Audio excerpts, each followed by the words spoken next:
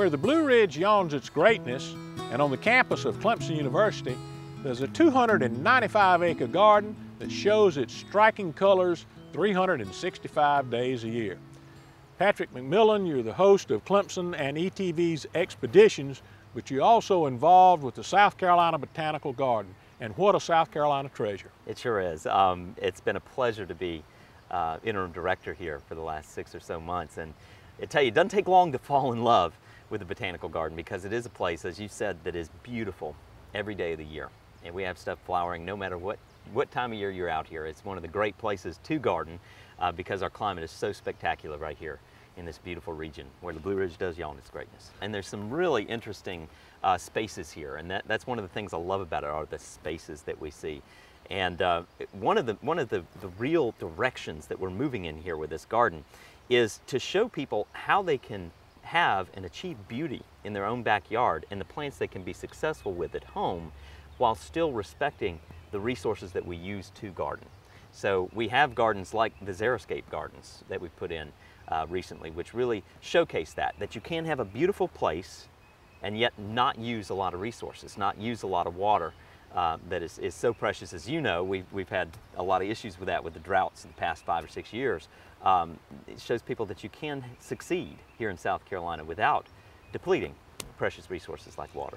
You've been very instrumental in creating some new gardens here on the Botanical Garden grounds, and I want to take a look at some of them, beginning with the Children's Garden. Now that's got to be somewhat unique. Yeah, the Children's Garden is one of my favorite places in the garden. It's a garden that's really meant to engage kids into nature. And so one of the things you know about kids is that they can't keep their hands off. You know, they go to a museum, they go to something like that, they gotta touch. Well, this garden is designed with that in mind. So we have an ethnobotany garden up here in the Children's Garden, which really is very whimsical. It's got all kinds of crazy shapes, forms, flowers, things that would attract kids' attention, and they're welcome to touch. And that's one of the cool things about it.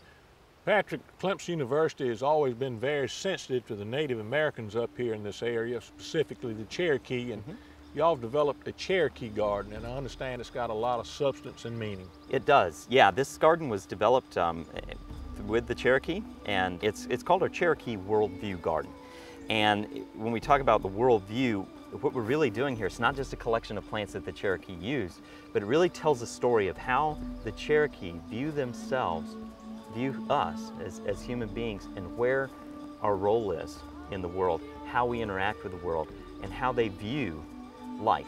All of the things in this garden are developed and interpreted through the signage there to tell us what it really means to be a person in a Cherokee world. Well, of course, all the plant material must have meaning, because the Cherokee depended on plants. They depended on plants for food, depended on plants for medicinal purposes also. So everything that's in this garden has a meaning to a Cherokee. Absolutely. Everything that's in this garden is planted there specifically because it was an important plant, or is. We shouldn't say was, we should say is, because this is a culture that's still vibrant and alive and well today, but is important to those people.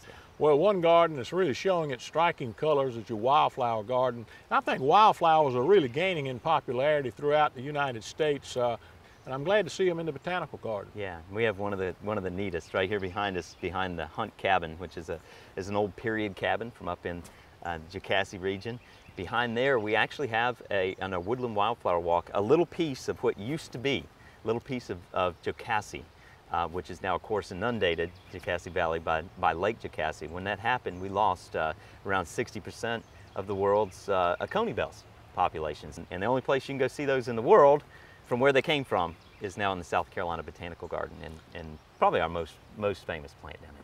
One thing I like about wildflowers, they really don't require a lot of care. There aren't that many pests to attack, somewhat drought tolerant, and it's kind of a lazy man's plant, isn't it? I think a lot of the species are very carefree, especially like the woodland plants that we have here. If you have a shady yard, it's hard to find anything that's going to beat some of these plants that we have down in here, whether we're talking about the May apples that are blooming right now, or the trillium. We have a huge collection of trillium. And one of my favorites, Rowland, that a lot of people don't use is the wild ginger or the heartleaf, which we have a number of here. Finally, one plant I'm also interested in is a plant that's very difficult to grow in South Carolina. You've got it on your pond here on the bank.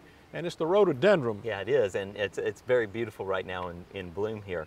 And they are touchy, real touchy, but if you can get them to grow, you get a show like you see right across the duck pond here in the garden right now. And one of the things that we do here, you mentioned azaleas and rhododendrons, all the species in that genus. There's some fantastic ones for South Carolina. A lot of the native azaleas, the deciduous types, are gaining in popularity, Yeah. I think, and we definitely have a lot of those, a show of those here at the garden. Patrick, thank you for taking the time to visit with us today. And I tell you, the South Carolina Botanical Garden is truly a horticultural treasure, not only for the Palmetto State, but for the entire South. I know we've got some garden clubs, master gardeners, church groups, probably some school children who would like to visit the garden. What's the best way for them to reach you or the gardens when you aren't busy doing Clemson and ETV's expeditions? Well, one of the best ways to do it is just visit our website.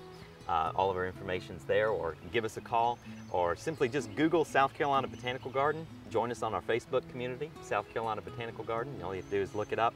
And again, we're open 365 days a year from dawn till dusk, and we'd love to see you out here. It's a great resource, and the price is right. It's free.